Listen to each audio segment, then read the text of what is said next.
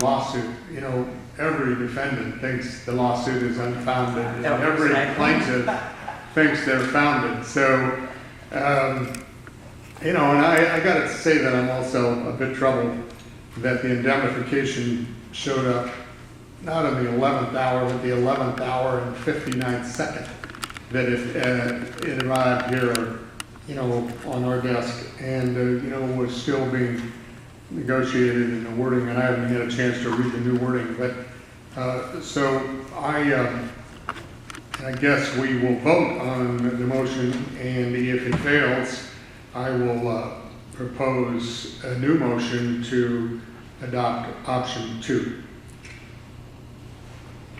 Commissioner Allen.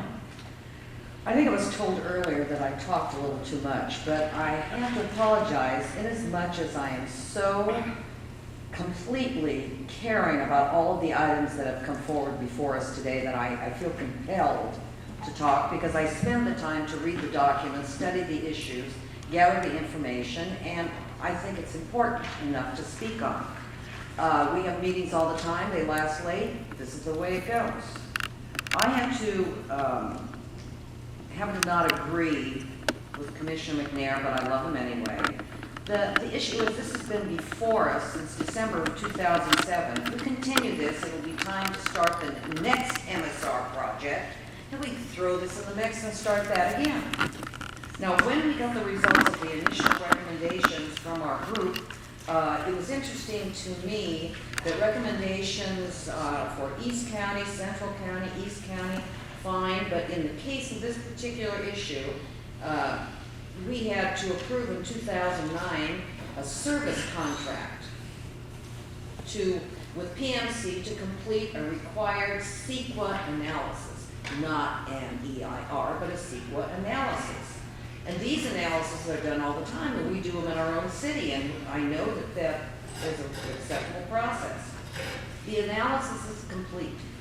Our concern is that we didn't have to pay for it. Whomever pays for it, the city offered, let them find the money. But it addressed all the comments that were brought forward prior to that during public hearings, and further memorialize them in a response to the people who wrote letters. This has been going on forever. Everybody's aware of it. I am going to support the motion, but not before I bring out this information, which I think is incredible. We received a letter, all of you did, from Save Mount Diablo. This one particular part, and I could say a lot more things, but I'm going to be nice today. Throughout the numerous LAFCO meetings concerning the SOI expansions, some of the commissioners asserted that it is the duty of the commission to make planning lines contiguous, and that the SOI should be expanded to the voter-approved urban limit line because it was the will of the public. Save Mount Diablo disagrees with this assertion and believes it sets a dangerous precedent for land use planning in Contra Costa County. That may be the case, but the audacity to disagree with a voter-approved measure is a little outrageous. Because after all, I think they're poor sports. I think they're a good sport. They were poor sports. They lost the election, and it is what it is. But I don't think if I were Save Mount Diablo, I'd actually put that in writing. It doesn't serve you well. So with that, I want to thank the patience of everybody here today. I care about the levies. I am a 70-year resident of this county.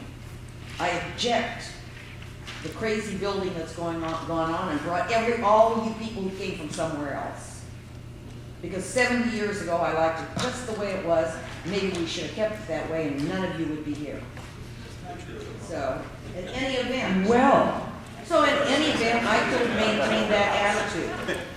70 years in this county, a native, I know every inch of it.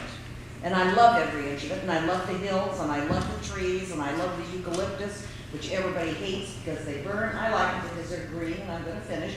I like the oak trees. I have a huge $300 oak tree, 300-year-old oak tree in my yard.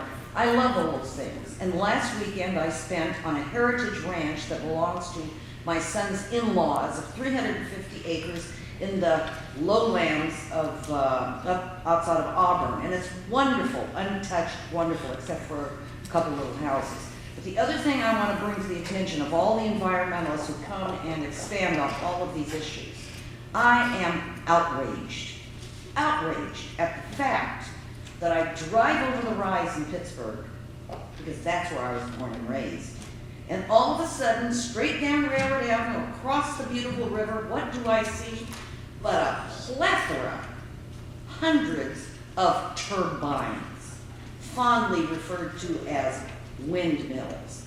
How ugly and outrageous that they have ruined the vision out there and the view of that area. And you're laughing out there at the Sierra Club because it's going to save you 5 cents on electricity. You have also desecrated the land as you approach that place in Southern California. Everybody goes and plays golf there. As I drove over the rise going to Palm Phoenix, Springs. what was that? Palm Springs. It's Drove almost over the 3 rise. minutes, Helen. I would take 2 more minutes, it's my right. I drove over that rise and I saw all their turbines that were killing the birds that you all care about. I cannot believe this. Where are you? To make some comments, and mine will be a little briefer, more brief. And that's fine, that I'm not criticizing.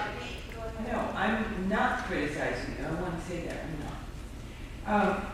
I want to explain what I'm going to do here. I do believe in the voter approved urban limit line, and I did support it. And ultimately, I want to get there. My concern, and I think that the voters have spoken, and I expect that there will be modifications to that urban limit line in the future. And even then, that will set the stage for future adjustments. I am concerned about the best way to approach this subject, and it is new to Contra Costa and to this lafco. I've been thinking a lot. I cannot tell you how much. So, and I know we all care. The issue of an EIR, I think, is important to do now.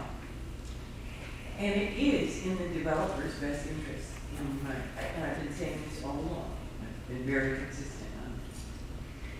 I do believe that there will be a lawsuit. The question is who blinks. And there are 3 very powerful organizations who probably will join together and sue. And it can go on and on and on and on and cost a total fortune. I think to cut to the chase, the best thing in the world would be do the EIR, get it over with. If in fact the preliminary paperwork that's already been done points the right direction, it will say the EIR will in fact speak for itself.